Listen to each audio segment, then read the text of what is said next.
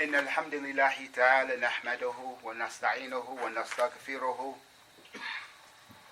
ونعوذ بالله من شرور من أنفسنا ومن سيئات أعمالنا من يهد الله تعالى فلا مضل له ومن يضلل فلا هادي له وأشهد أن لا إله إلا الله وأشهد أن محمدا عبده ورسوله يا أيها الذين آمنوا اتقوا الله حق تقاته ولا تموتون إلا وأنتم مسلمون يا أيها الناس اتقوا ربكم الذي خلقكم من نفس واحدة وخلق منها زوجها وبث منهما رجالا كثيرا ونساء واتقوا الله الذي تساءلون به والأرحام إن الله كان عليكم رقيبا يا أيها الذين آمنوا اتقوا الله وقولوا قولا سديدا يصلح لكم أعمالكم ويغفر لكم ذنوبكم ومن يطع الله ورسوله فقد فاز فوزا عظيما أما بعد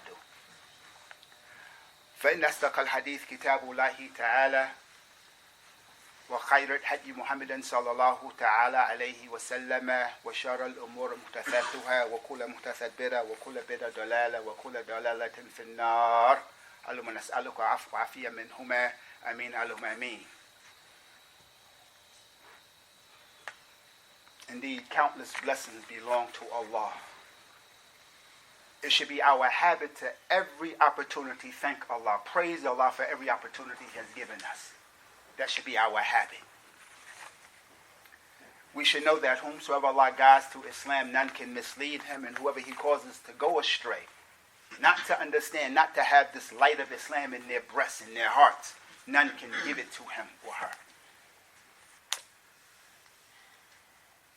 Allah Ta'ala, He mentions in His book that He revealed upon the heart of Muhammad Sallallahu Alaihi Wasallam and the Prophet Sallallahu Alaihi Wasallam, he and his companions, he related this Quran to his companions, and this is how it has reached us. Allah Ta'ala, He says, after we mention and seek refuge in Allah Ta'ala from the shaitan, inna iddata shuhur inda Allah ithna ashara shahran في كتاب الله يوم خلق السماوات والأرض منها أربعة حرم ذلك دين القيم فلا تظلموا فيهن أنفسكم. In this ayah, Allah Ta'ala, He reminds us that the months in the year are 12. Of these 12 months, Allah Ta'ala, He informs us, because we would not have known, other than from Allah's commandments, His revelation, that 4 of these 12 months, 4 of them are sacred months. And Allah Ta'ala, He says, regarding these months, He says, this is how He has created it from the very beginning of time. Since He created the heavens and the earth, this is what Allah has commanded and ordained, that He's made 12 months, and of these 12 months, 4 of them are sacred. Right? If we was to do our counting, so the month we're in now, Rajab, right? The month we're in now, month of Rajab, not January, not February, but the month of Rajab we are in. We are Muslims, we need to begin to think like Muslims and use the Muslim calendars for a reason. The Islamic calendar is for a reason. So we have the month of Rajab, the 7th month. As we know, we're 2 months, because Ramadan is the 9th month. This is important. The 7th month. The 9th month is Ramadan, and 3 months after that, we begin the season of Hajj, the Mawsim Hajj. And then those 3 months, Dhul Qa'adah, Dhul Hijjah, and then the month of Muharram, those are the sacred months. So Rajab sits out by itself, alone. Alone. And what do we need to do in these months? As we move toward the blessed month of Ramadan.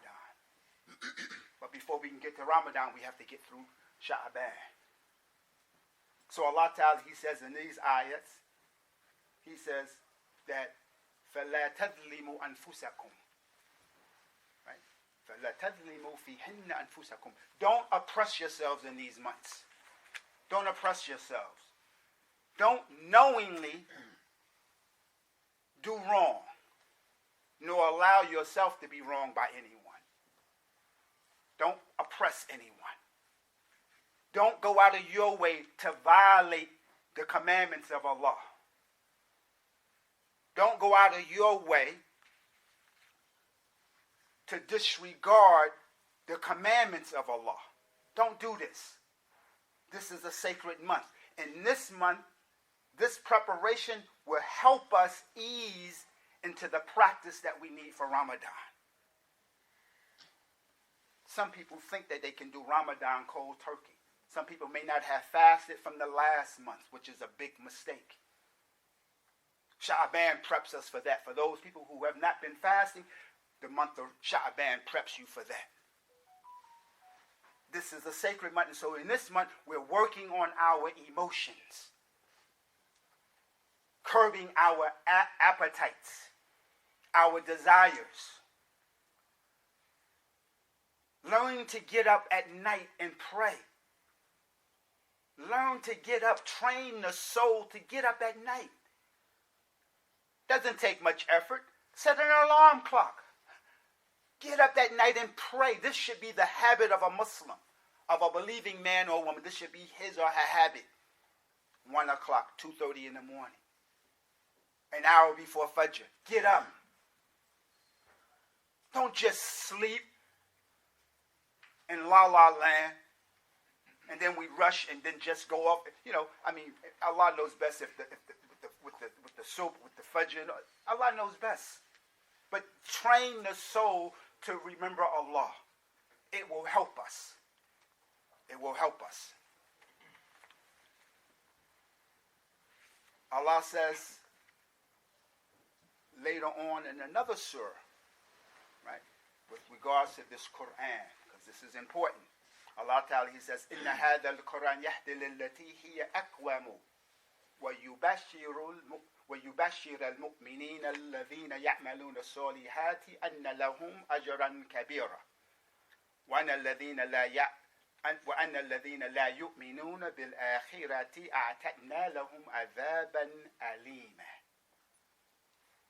Verily this Quran. What Quran? The Quran, there's only one Quran that was revealed upon the heart of Muhammad. That Quran that we recite today. That Quran. That Quran. That Quran where Allah says there's no doubt in it. That Quran. That Quran that has 114 surahs and Allah has put a challenge to mankind to reproduce it. And if you can't do it, you didn't do it before the Quran was revealed and you won't do it afterward. That Quran. Allah says about this Quran, it guides to that which is most proper. Which is most proper. We would not have known about these sacred months had it not been for the book of Allah. And we would go around violating ourselves, not knowing how to act and behave. The Quran teaches us that which is the best conduct that we can have. The best conduct is from the Quran, from the book of Allah. It gives glad tidings to the believing men and women.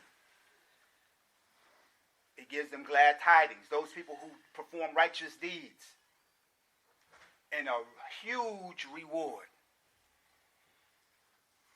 As for those who do not believe in the afterlife, people think they can do whatever they want in this life and there's no consequences. For those people, so Allah says, for those who do not believe in the afterlife, we have prepared for them a painful punishment. We have prepared for them a painful punishment. Right? So as we said, this month, the month of Rajab, if we use it correctly, it will prepare us. It will prepare us to welcome the month of not just Ramadan, but also Sha'aban. Because again, many people think that they can go cold turkey and just start fasting. If that is not your habit, meaning you have not been fasting Mondays and Thursdays. It's not obligatory, but it's sunnah. You have not been fasting the 13th, 14th, and 15th of each month, Islamic month. Not January, not these months, the Islamic months. 3 days out of the month. You can pick those days to fast. This is how one stays. This is how one stays in this wonderful thing of siyam, of fasting. We don't just wait till Ramadan come in and start fasting. because fasting is mental. It's not about the food we don't take. And it's interesting because today, most people who are involved or concerned about health tell people to do this thing they call intermittent fasting. Don't eat all day long like many of us have been taught to do in America or in this kind of society. Eat your problems away. Drink your problems away.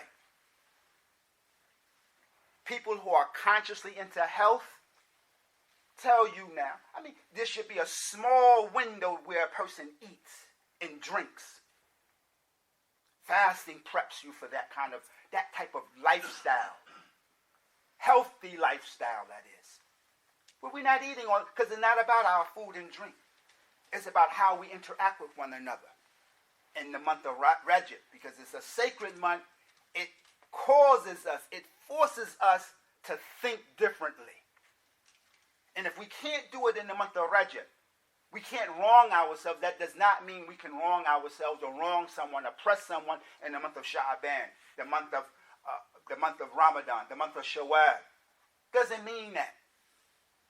Hopefully by the end of Ramadan, we would have mustered up enough energy, enough common sense from practical practice on how to go the rest of the year that will propel us into the Hajj season. So that way it will prepare us to be with millions of people from all over the world, all over the globe.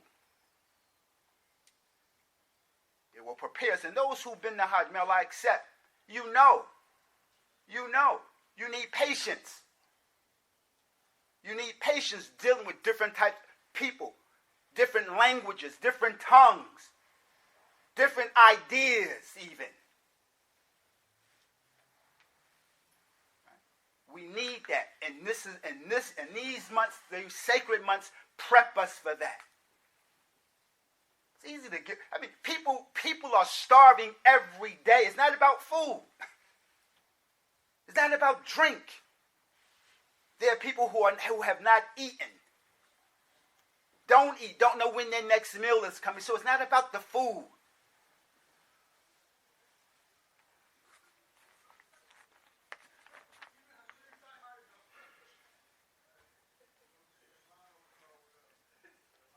Allah says elsewhere in the Quran, Ya ayyuhalladhina amanu, O you who believe, continue to believe. Don't give up on iman. Ya ayyuhalladhina amanu, continue to believe, O you people who call yourselves believing men and women. Continue to believe. Allah says, alaykum anfusakum. You have a right. Take care of yourselves. Take care of yourselves. Don't just don't neglect yourselves. How do we take care of ourselves? By obeying the commandments of Allah. Following the sunnah of Allah's Prophet sallallahu alaihi wasallam. And Allah says, La yadurrukum dalla idha ihtadaytum. Right? That person who has gone astray, Allah said, the one who has gone astray, the one who doesn't have guidance, that person cannot harm you, provided if you've been guided. That person. So why do we follow those people who have no guidance? Why do we follow those? There's no harm that can come from them. Open and empty threats. They have no power. They have no influence on people of Iman. But because we elect to follow such people, for whatever reason, we have no idea. May Allah Ta'ala allow us to wake up out of this daze, this misconception. The non-Muslim, the one who has not been guided, cannot harm the believing men and women. Our faith is with Allah. Our faith is with Allah. Finishing this ayat out. Why? Because Allah says, إِلَى اللَّهِ مَرْجِئُكُمْ جَمِيعًا فَيُنَبِّئُكُمْ بِمَا كُنْتُمْ تَعْمَلُونَ. Why? Because we know to Allah is our return. We're going back to Allah. Allah is going to judge us, each and every one of us. Those who have been guided as well as those who have not been guided. There's consequences. There are rewards. We may not see it in this life while we're alive, but there are consequences. And Allah Ta'ala, He says, He will inform you. He will inform you of what we used to do.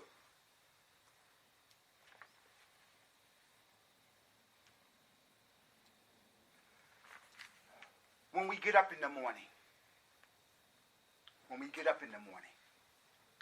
from the hadith, from the sunnah, right?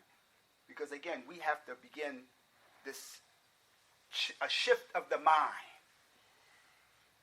Get up, thank Allah. Do those things that will cause us to remember Allah. And one hadith that I want to share, one practice I want to share with us, is to get up and, again, it's ironic. When we go and talk to, if you go and listen to these people like business gurus, these people who are about business, or even, whatever it is, there's some person who have these people who are knowledgeable about certain aspects. One of the things they suggest people do is to start writing, make a vision board, start making affirmations, talk things into existence. Meaning talk things so that it begins to happen and manifest itself.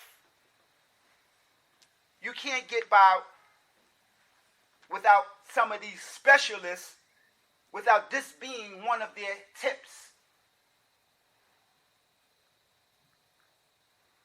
So what are some things that we can do?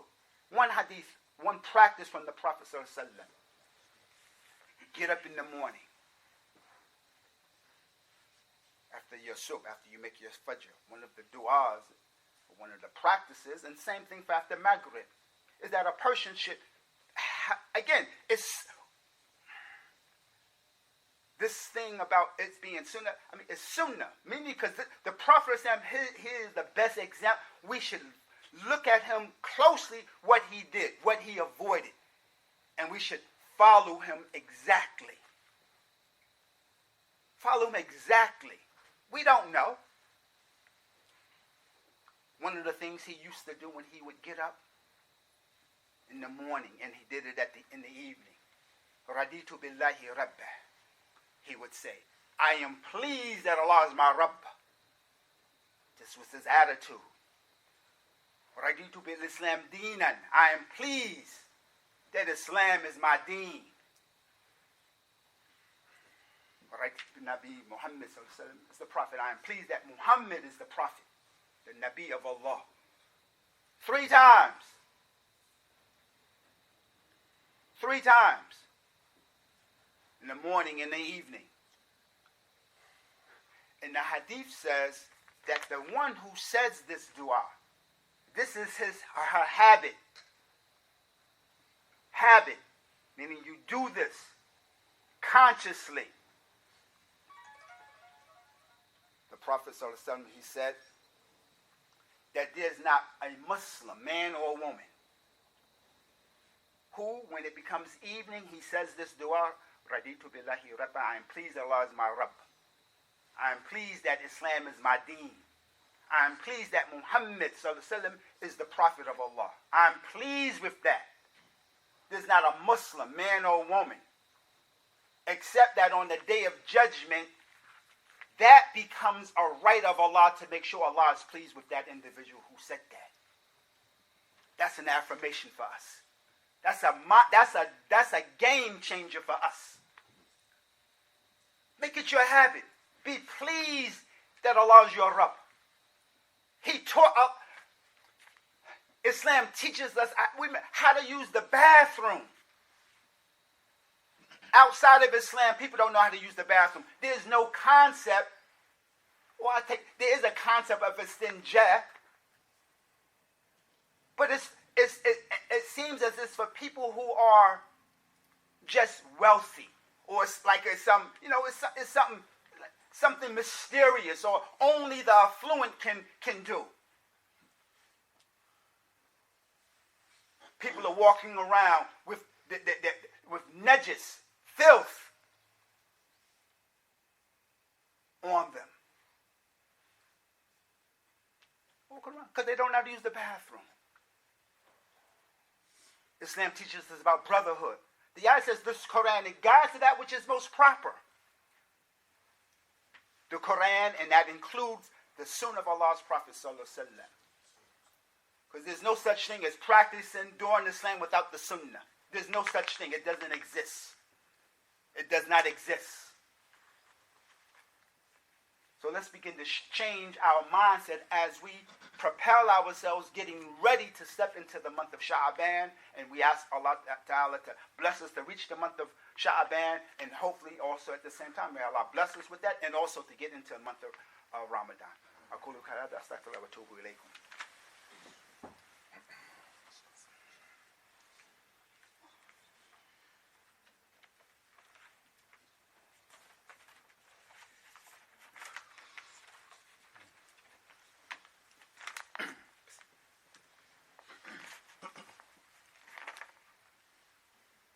بسم الله والصلاة والسلام على أشرف المرسلين محمد صلى الله تعالى وسلم. As we get ready to close out again, it's about a shift in the mind. That's what we're trying to, a shift in the mind. And it will cause us, bi'idhnillahi ta'ala, with Allah's permission only, to have a different attitude, have different practices. Allah Ta'ala, He says, again, we seek refuge in Allah from the shaitan. وَقُلُوا حَقْ مِنْ رَبِّكُمْ. And announce to them that the truth is from your Rabb. What truth? The Quran. The practices of the Prophet. This is the truth from Allah. فَمَنْ شَاءَ فَلْيُؤْمِنْ. And so whoever wishes, let him believe. No compulsion. There's no compulsion. وَمَنْ شَاءَ فَلْيَكْفُرْ. And whoever wished to do other than that, then let that person disbelieve. No compulsion, Allah says. So Allah says, the truth is from your Rabb. Tell them, O Muhammad, the truth is from Allah. Accept it. Whoever wish, accept it. Or reject it. It doesn't take nothing away from Allah. Allah doesn't need us. Huwa ghani. He's independent. Nahnu fuqara. We are the ones in need of Allah.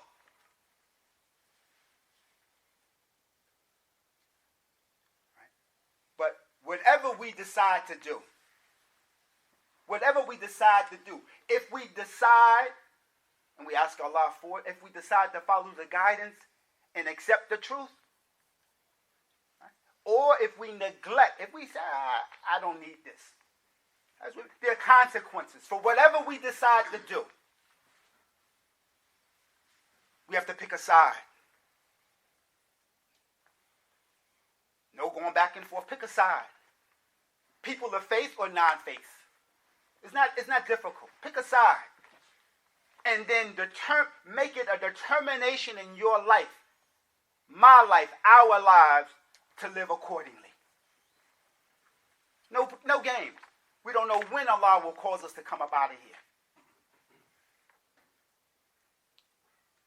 So Allah says, for those people who decide to go to the extreme left, meaning they don't believe, Allah says, إِنَّا أَعْتَدْنَا لِلظَّالِمِينَ نَارًا أَحَاطَ بِهِمْ سُرَادِقُهَا. For those who are zalim, right? For those oppressors, we have prepared a fire, and this fire encompasses them, covers them as a tent. Like, when we put up a tent, this fire encompasses it, covers them. وَإِنْ يَسْتَغِيثُوا, and when they call and scream out for water, and they will, يُغَاثُوا بِمَاءٍ كَالْمَهْلِ يَشْوِي وُجُوهُ. When they call out because they can't breathe, They feel suffocated. Their throats are dry. They call out for something to drink. Allah gives them something to drink that is so hot that it burns their faces. What a horrible drink to have to drink. And what an evil resting place. For that choice. What choice? Choosing disbelief over belief. Choosing disbelief over iman. There are consequences. We may not pay now, but we're going to pay. Mindset. Preparation is everything. Allah says, وَمَا مَنَ النَّاسِ أَن يُؤْمِنُوا إِذْ جَاءَهُمُ الْهُدَى وَيَسْتَغْفِرُوا رَبَّهُمْ إِلَّا أَن تَأْتِيَهُمْ سُنَّةُ الْأَوَّلِينَ أَوْ يَأْتِيَهُمْ عَذَابُ قُبُلًا. Subhan, powerful ayah. And what prevents the human being? What prevents each and every one of us from believing? A rhetorical question. Allah not, He wants to think about it. What prevents us from believing? When the truth comes, when guidance comes, what stops one from believing? Because it's clear. Right and wrong is clear. So what prevents somebody from believing? And and seeking the forgiveness of, this is what we should be doing. Increasing our istighfar. What stops you from doing this? 2023. When did the world go global shutdown? People impact, not making light of it, because we lost a lot of people. People had a different mindset. People afraid of what you can't see, but did it decrease people from smoking? Did it decrease people from drinking? From having illegal, unlawful relationships with non-spousal?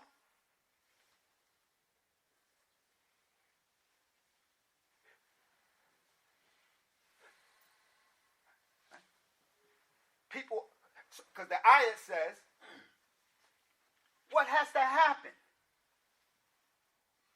Right? We have to see the practices of what happened to the people of old.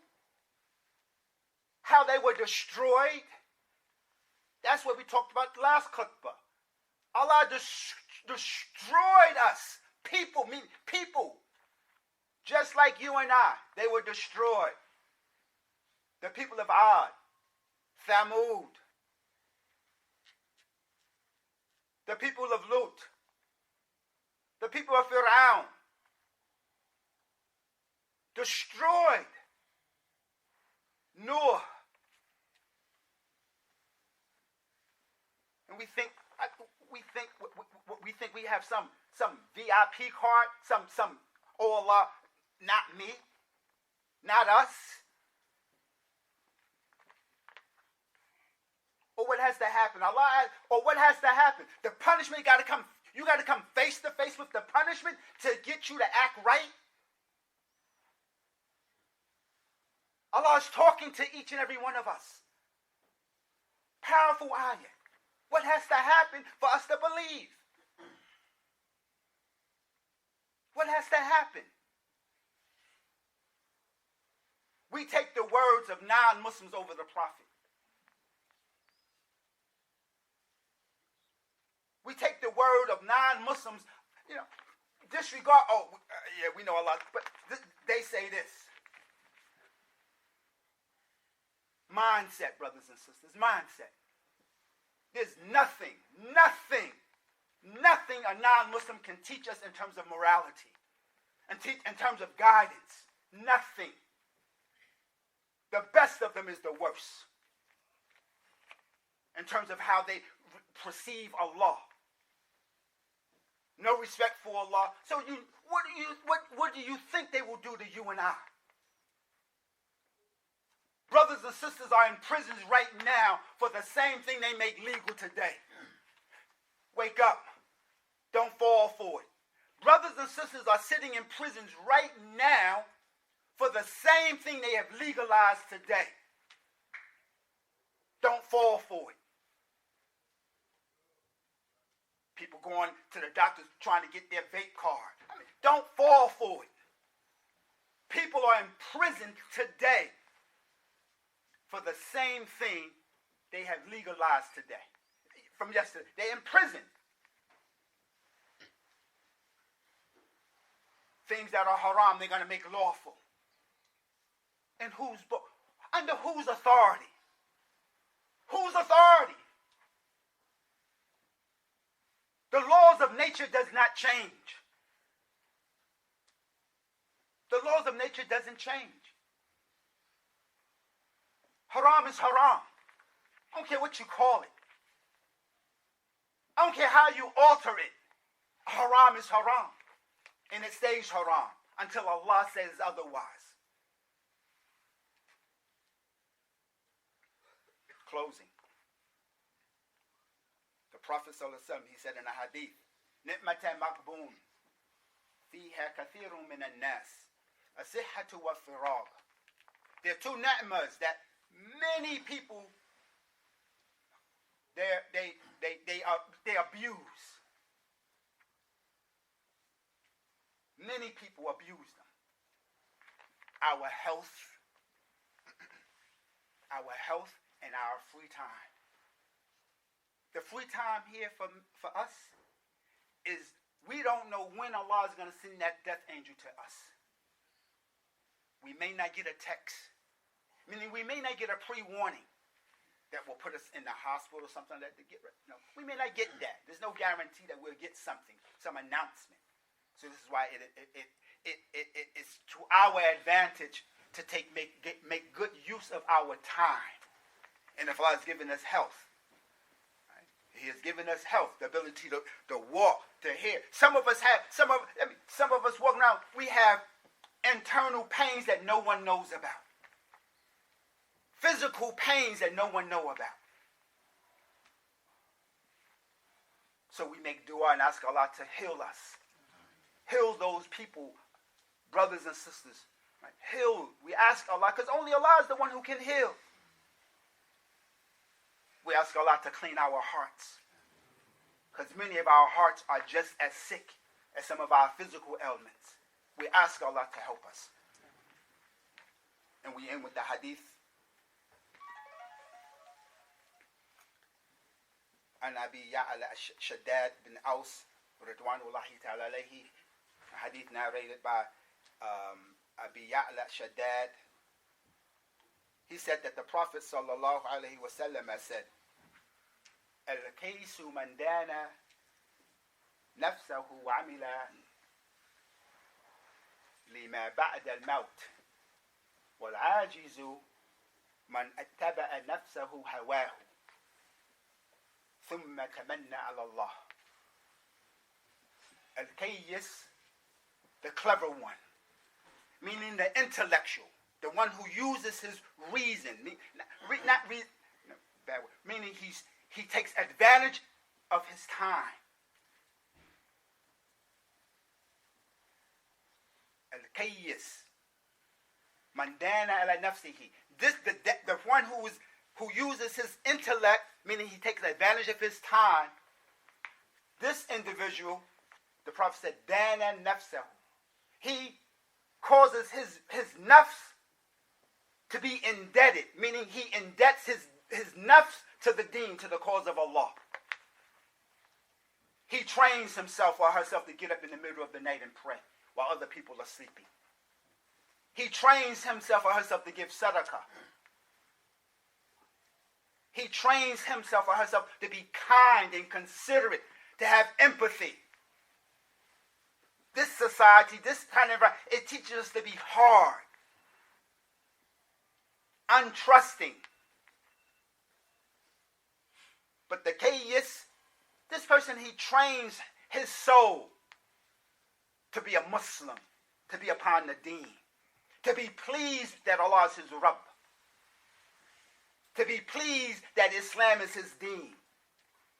to be pleased that the Prophet Muhammad is the Prophet. That's the one who's clever.